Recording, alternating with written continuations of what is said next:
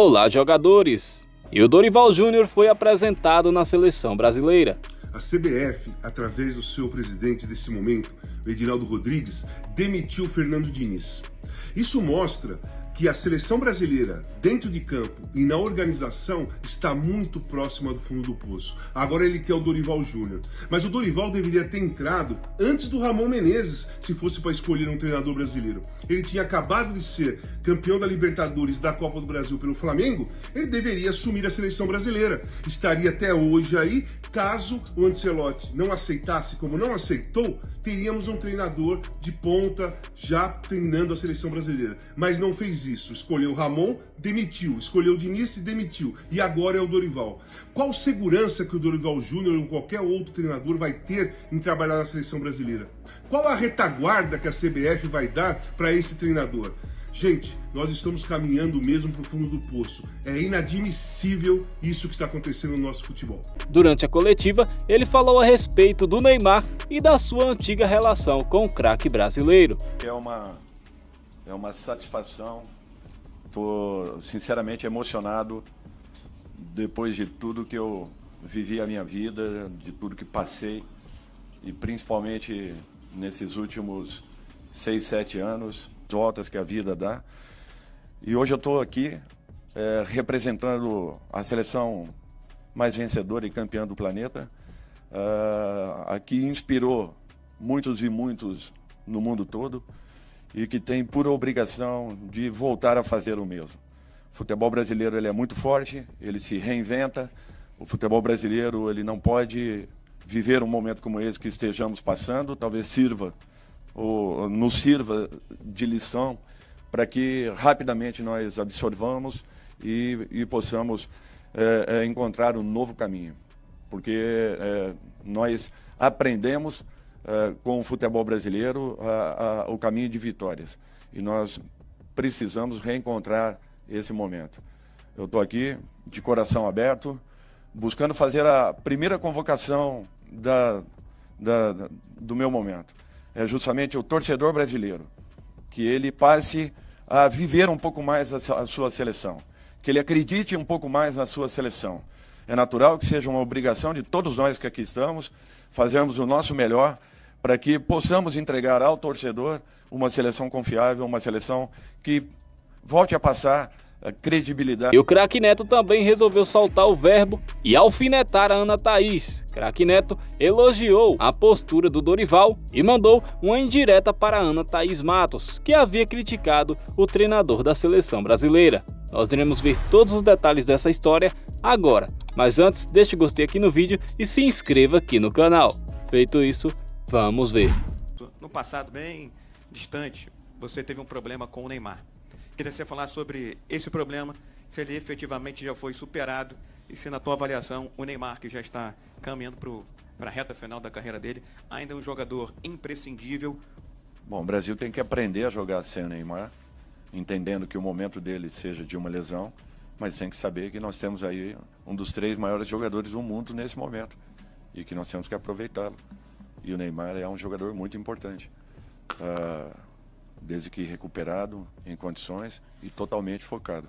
Não tem problema nenhum com o Ney. A proporção que tomou aquela situação, ela foi além do que esperávamos, desnecessariamente. Nós, desde aquele momento mesmo, após a partida, nós já estávamos conversando, falando. A diretoria do Santos tomou uma posição, eu respeitei apenas isso. Mas com o atleta, Nunca tive nenhum tipo de problema, ao contrário, todas as vezes que nos encontramos, é sempre uma situação muito positiva.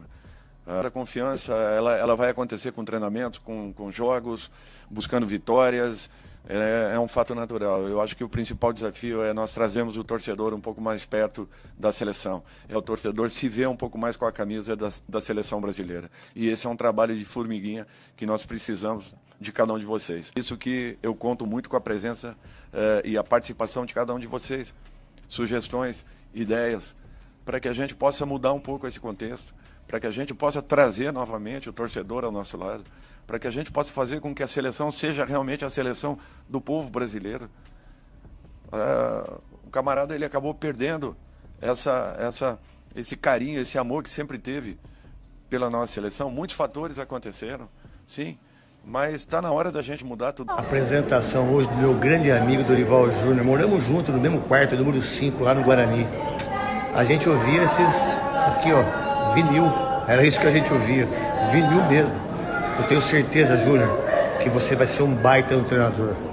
Agora, a partir de hoje, eu torço para a seleção brasileira, para ser campeão do mundo no México, Canadá ou nos Estados Unidos em 2026, que você seja campeão da Copa América.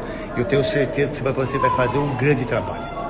Você é um cara honesto, dedicado, baita treinador. Um beijo para você, Pica-Pau. Um beijo para você. E aqueles que acham, ou aquelas que acham, que é um novo 7-1, vocês podem ter certeza que não vai ser. Muito pelo contrário. Foi uma escolha incrível, já deveria ter sido antes do Fernando Diniz. Porque o legado que o Tite deixou foi um legado horrível.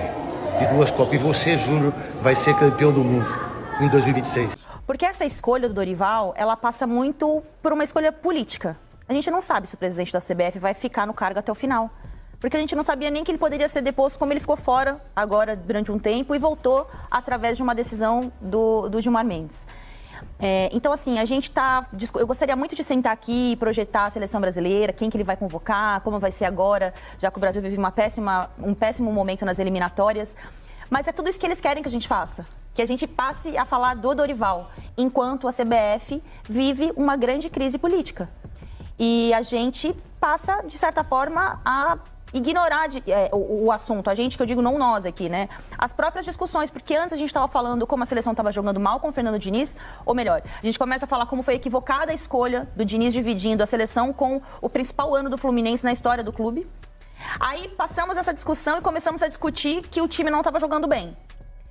Aí nessa discussão que o time não tá jogando bem, tá acontecendo um monte de coisa na CBF. O Dorival foi ou não uma grande escolha, sendo que a gente não sabe se ele vai ser presidente. A gente não sabe se ele vai ter força para ser presidente daqui para frente, se ele vai fazer novas relações, se ele vai trazer um diretor de futebol para trabalhar com a seleção, um diretor de seleções, se ele vai continuar colocando ele sendo o principal rosto, porque assim, de futebol a gente já viu que não é o forte, porque ninguém vai de Diniz para Ancelotti, passa para Dorival e acha que tá tudo bem. E não adianta sair falando que o Fernando Diniz, que os jogadores não gostavam mais do Fernando Diniz, que não deu encaixe. Não vai queimar o filme do Fernando Diniz desse jeito. Não é assim que funcionam as coisas. É melhor a CBF bancar que ela errou na escolha, que ela se equivocou em dividir um treinador com um clube, e aguardo também a resposta sobre o Ancelotti, porque eu quero que eles mostrem, né? Não eu quero, a sociedade quer que eles mostrem esse contato com o Ancelotti, que eu acho que vai ser importante para entender isso. Porque enquanto a gente ficou aqui meses debatendo o Ancelotti de um jeito muito ruim, 2 meses depois, a gente está agora falando do Dorival. Então, assim, a seleção brasileira não é bagunça não, gente. A seleção brasileira é o maior patrimônio do futebol mundial.